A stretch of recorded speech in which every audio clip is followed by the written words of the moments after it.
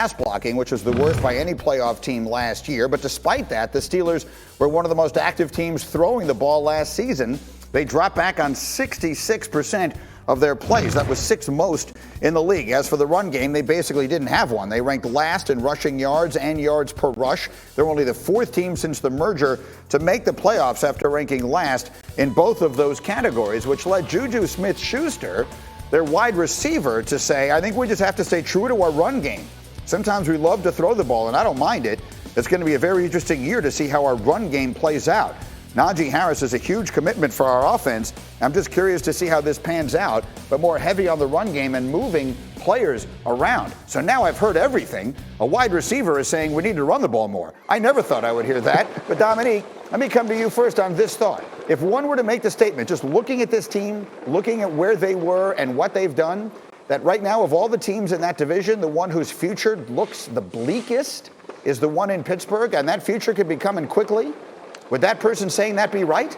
I think it's hard to argue against that. The only optimistic part about that team is the fact that they're never bad and that they have Mike Tomlin and that Kevin Colbert's done a good job. It's just trust in their infrastructure and trust in the fact that they seem to always figure it out. But you can't really look at the roster and listen to the things that are being said and think that this team is somehow going to all of a sudden learn how to run the football again.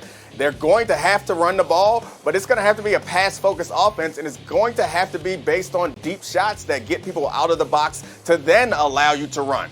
Deep shots to Claypool and that sort of stuff. That was the problem with the offense last year, was they couldn't run the ball. They also couldn't attack deep down the field because they couldn't protect. And Ben Roethlisberger is getting late in his career and he can't take the hits that he once did. So I'm not sure how this team gets any better. They're going to be reliant on that defense again this season because there are no players left for them to bolster that offensive line. The draft has passed and free agency is looking pretty dry. So maybe they're going to coach these guys up, but if they can't improve that offensive line, I don't think they get much better offensively.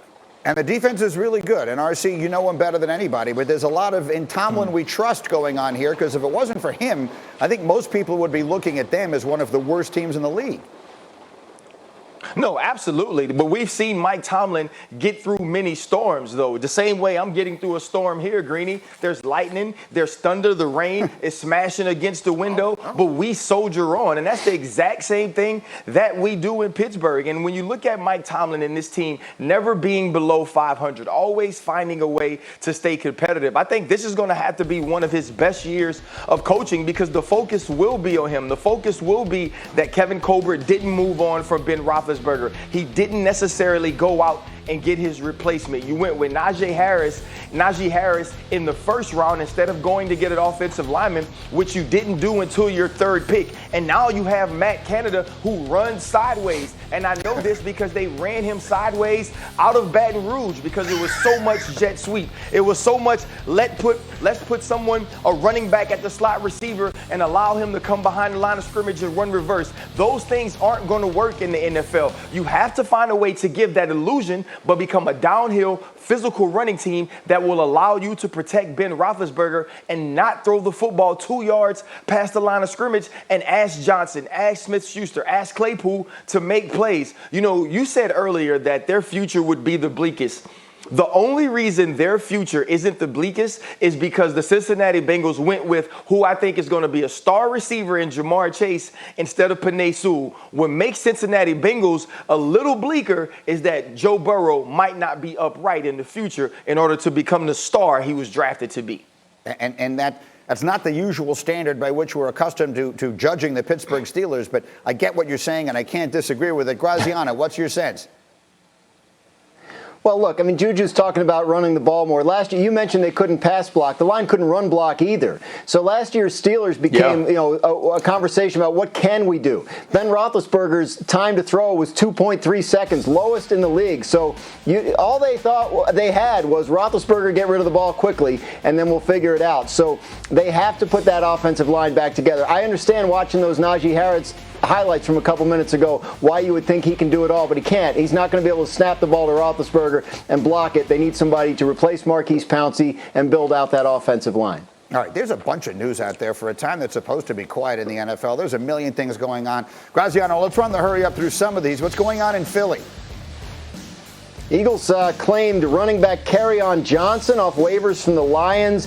You know, they have Miles Sanders. They have a couple other guys, Jordan Howard and other guys in that running back room. They like to have a big back that can run the ball for them at the goal line. Kerryon Johnson might get a chance to be that. Certainly add his name to that Eagles running back mix as they try to build that offense out around Jalen Hurts.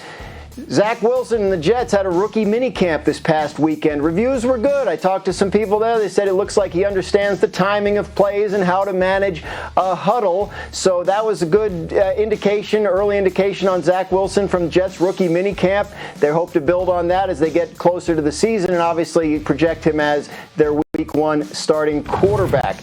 Buccaneers Week 1 starting quarterback was on an NFLPA conference call on Friday. Tom Brady weighing in on the issue of off-season workouts, which has become a big hot-button issue between the NFLPA and the NFL about whether veterans need to be there for voluntary workouts. Brady coming down strong on the side that they don't, trying to encourage some of his fellow players that if they do want to stay away from the voluntary portion of the off-season, they don't need to feel pressured, as many have in the past, to attend. All right, it's a really interesting scenario. The animosity between the players and the league office on this issue, I think, is something that bears keeping a close eye on. We'll see where it takes us. In the meantime, I need you to see this. This is Seahawks wide receiver DK Metcalf, who did not run quite fast enough in the 100-meter Sunday to advance to the finals in his professional track debut. But I think that's kind of burying the lead. The lead is that he was out there running in a professional track event, and I thought managed himself awfully well. It's at 10.37 seconds in the 100-meter, 15th among the 17 who competed. But he looked like he belonged out there. And so I would ask Dominique Foxworth, who was a very fast man, what do you think of that? When you see DK running in a row, would you have done that? Absolutely not. So I can embarrass myself? Like, he was out there with people, Right. like real runners, like people running people. Like, that's what they do for a job. Like, this is different. Their whole life, they're like, this is what I'm going to do every day of my life. And the only reason why he stood out wasn't because of his speed, was because he's ginormous. Look at that man next to him. Like, he could eat that dude. And he's also right next to him. I don't care if he was first place or last. He fit right in out there. It was really impressive. A little risky, but I enjoyed it. RC, what'd you take away? Listen, it was absolutely risky, and Dominique is right. If you took 4 of those dudes and stood one on top of the other's shoulders and then taped the other guys on the opposite side, they still wouldn't have as many muscles or be as tall as DK Metcalf, and he looked like he belonged. Here's my issue. If I'm DK, I don't get out there so you can see how many people could beat me or that I'm last. What I do is I run alone by myself, get it timed professionally, and y'all gonna have to superimpose the other dudes. Because right now, we just know that he's a really fast football player. Let's not prove it to the world that I'm not just a really fast running human. It's great, it's fun, but now Jalen Ramsey can send tweets out that he enjoyed watching his son run professionally because he felt like he shut him down